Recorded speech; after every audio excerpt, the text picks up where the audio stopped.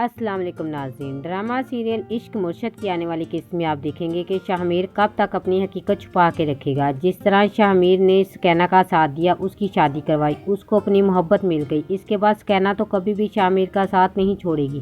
مگر شبرا جو کہ فضل بخش کو اتنا پسند کرنے لگ گئی ہے، شبرا کی نظر میں فضل بخش سچا ایماندار انسان ہے۔ شبرا کو اس بات کا اندازہ نہیں ہے کہ وہ یہ ساری ایکٹنگ کر رہا ہے، لیکن اب اس کی حقیقت کھل کر شبرا کے سامنے آ جائے گی، کیونکہ شاہ میر کو اپنی سیاست دیکھنی ہے، اپنی ماں سے کیا ہوا وعدہ پورا کرنا ہے اور اپنی پارٹی بھی دیکھنی ہے۔ اسی وجہ سے اب شاہ میر کی حقیقت شبرا اور سلمان صاحب کے سامنے آ جائے گی۔ ان کو پتہ چل جائے گا کہ شاہ میر یعنی فضل بخش کوئی غریب آدمی نہیں ہے، بہت امیر آدمی ہے، ایک کرپٹ سیاستدان کا بیٹا ہے۔ شاہ میر کا باپ ایک سیاستدان ہے۔ شاہ میر کو اس بات کا احساس ہوگا میرا باپ ایک سیاستدان ہے، اور شاہ میر کو اس بات کا احساس ہو جائے گا کہ میں ایک کرپٹ سیاستدان کا بیٹا ہوں۔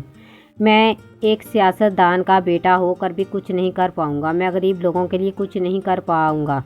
شاہ میر اب شبرا اور سلمان صاحب کے درمیان میں رہ کر یہ سب کچھ سمجھ رہا ہے کہ لوگ کس طرح مجبوری میں زندگی گزارتے ہیں۔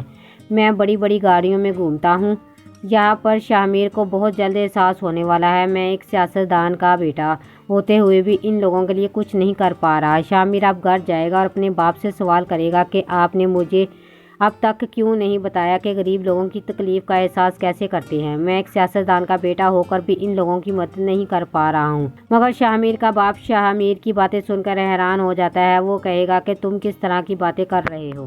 ادھر شاہ میر کی حقیقت جاننے کے بعد شبرا کا دل ٹوٹ جائے گا۔ اس کے بعد وہ تو شاہ میر کے ساتھ بات تک کرنا گوارا نہیں کرے گی اور اسے اپنی زندگی سے دور جانے کا کہہ دے گی۔ تب سکینہ ہی شاہ میر کا ساتھ دے گی، شبرا کو سمجھانے کی کوشش کرے گی۔ ناظرین، کون کون شاہ میر اور شبرا کو ایک ساتھ دیکھنا چاہتا ہے؟ کون چاہتا ہے کہ ان دونوں کی شادی ہو جائے؟ اپنی رائے سے ضرور آگاہ کریں۔ ویڈیو پسند آئی ہے تو ویڈیو کو لائک کر دیں اور میرے چینل کو سبسکرائب کرنا مت بھولیں۔ شکریہ۔